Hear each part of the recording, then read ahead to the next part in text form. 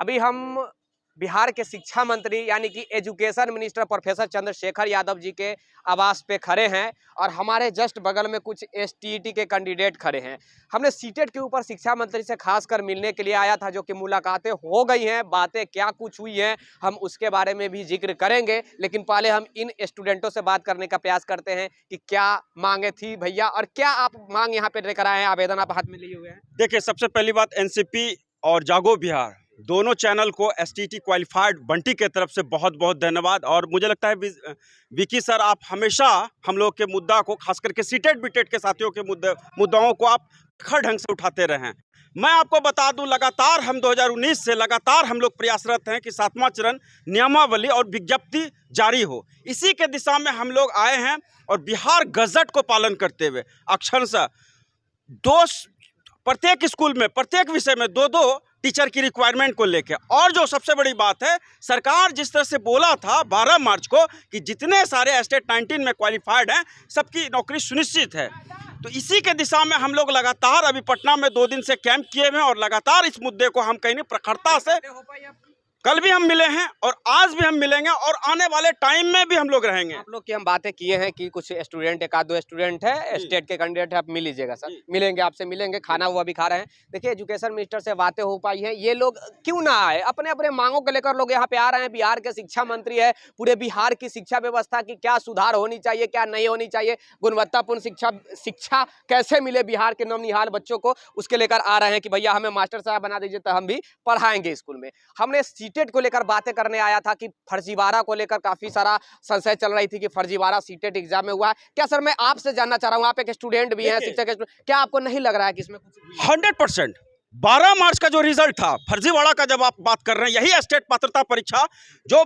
Notification के आधार पे ली गई 24,599 का एग्जैक्ट रिजल्ट था 12 मार्च को, और 21 जून आते आते 3 विषय के रिजल्ट को आना था, लेकिन 12 विषय के रिजल्ट को रिवाइज कर दिया मिस्टर आनंद किशोर जी ने, उस समय के तत्कालीन जो शिक्षा मंत्री थे विजय कुमार चौधरी जी ने, और उस समय के जो संजय कुमार जो थे अपर मुख्य सचिव, और माध्यमिक शिक्षक निदेशक मनोज कुमार, और रंजित कुमार प्राथमिक निदेशक, उन सारे के रीजन में पूरे रिजल्ट को रिवाइज किया गया और 26 तारीख को फिर एक लेटर जारी होता है और टोटल विषय को फिर संकलित करके मंत्री से क्या कहने आए हैं? देखिए, शिक्षा मंत्री जी को मैं ये कहने आ रहा हूं कि जो अभी बहाली लंबित है, खास करके नियमावली और विज्ञप्ति, और इसको जारी करें। और एक बात मैं बता दूं, मैं कोई विवाद और कंट्रोवर्सी करने की दिशा में नहीं हूं। मैं आपको बता दूं विकी सर, मैं लगातार अपने जिला में और बांका जिला में, अपने जो गृह जिला के, बिहार के 38 जिला के गृह जिला थे, वहां पे हमने ज्ञापन दिया। और सबसे बड़ा बात है, बिहार गजट को और सीट बढ़ाकर सबकी बहाली को सुनिश्चित करने की दिशा में, चाहे वो सीटेट हो बीटेट। और अभी इसका ही देखिए उलट, जो विधानसभा है, विधान परिषद में एसटीटी का, सीटेट का, बीटेट का मुद्दा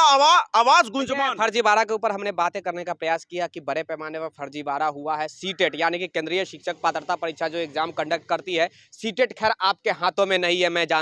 जानता हूं वो भारत सरकार के हाथों में है, लेकिन ये तो आपके हाथों में है कि फर्जीवाड़ा कैसे रोका जाए, ताकि आने वाले 2 साल 4 साल 5 साल बाद आप ये न कहे, और आपके विपक्ष को जब मौका मिले तो ये मत कहे कि भैया आपने तो गलत शिक्षकों की बहाली कर दिया, फर्जी शिक्षकों की बहाली कर दिया, जिसको किताब पढ़ने का लूर नहीं था वो सीटेट में कहाँ से लेकर आया 120 नंबर, आपने उसको बहाल कैसे कर दिया। तो इसी के लेकर हमने बात करने के लिए आया था और शिक्षा मंत्री की तरफ से आश्वासन मिला है कि भैया सारा चीज मांग पूरा होगा और काफी जल्द बहालियां आएंगी। हमने सीटेट के लेकर मुख्य मांग करने आया था सर, लेकिन आप लोग मिले, आप लोग बोले कि भैया हमारी भी बातें कीजिएगा। हमने स्टेट के ऊपर भी बात करने का प्रयास किया, जो सारा बात भैया ने बताया। देखिए, सीटेट में कुछ लोगों का ये भी